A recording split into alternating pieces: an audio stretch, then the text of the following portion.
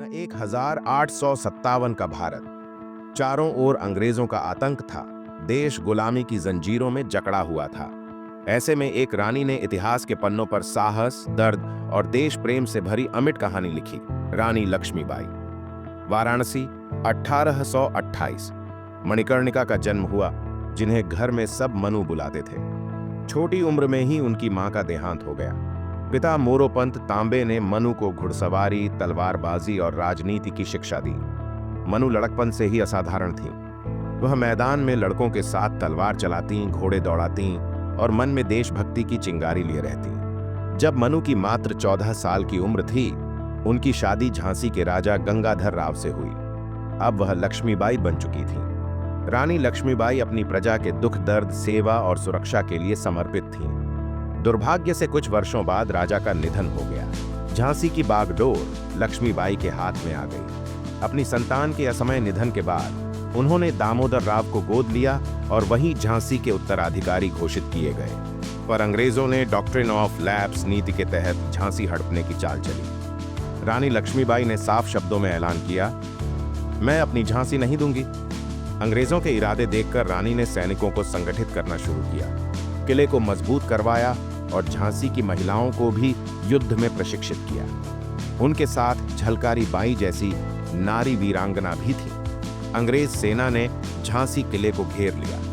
रानी लक्ष्मीबाई ने अपने बेटा दामोदर राव को पीठ पर बांधा, तलवार उठाई और मोर्चा संभाला। किले की दीवारें शत्रुओं की तोपों से दरकने लगीं, बम बरसने लगे। पर रानी की आंखों में डर की जगह आग थी और होठों पर सिर्फ एक जिद, झांसी की रक्षा। रानी की बहादुरी देखकर प्रजाजन जोश से भर उठे। महीनों तक झांसी का किला डटा रहा, लेकिन अंततः अंग्रेज किला भेदने में सफल हुए। रानी कुछ विश्वास पात्र सिपाहियों के साथ किले से निकलकर कालपी पहुंची। वहां तात्या टोपे, राव साहब और अजीमुल्ला खान जैसे क्रांतिकारी साथियों के संग उन्होंने ग्वालियर को अपने कब्जे में लिया। जहां भी वे पहुंची, लोग उन्हें श्रद्धा, आदर और उम्मीद की नजर से देखते। वह अपने सिपाहियों का मनोबल बढ़ाती, बच्चों को गोद में लेकर दुलार देती, बुजुर्गों को भरोसा दिलाती। ग्वालियर के युद्ध में रानी लक्ष्मीबाई निर्णायक रूप से लड़ी। 18 जून 1958 का दिन था।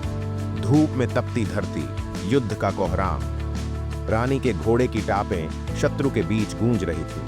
वह पूरी ताकत से शत्रु कैंप में छा गई। जब वह गंभीर रूप से घायल हुई, तब भी उन्होंने हार नहीं मानी।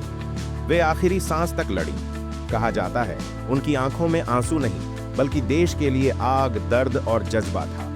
रानी लक्ष्मीबाई का बलिदान केवल झांसी के लिए नहीं, पूरे हिंदुस्तान के लिए मिसाल बन गया।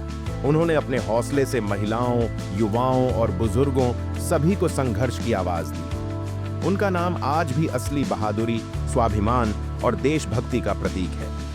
मैं अपनी झांसी नहीं दूंगी, यह उनके विश्वास, साहस और संकल्प की वह आवाज है जो आज भी लाखों करोड़ों दिलों में उम्मीद, गैरत और देशभक्ति जगाती है। इतिहास में कुछ ही नाम ऐसे होते हैं जो सचमुच अमर हो जाते हैं। रानी लक्ष्मीबाई उन्हीं में से थीं।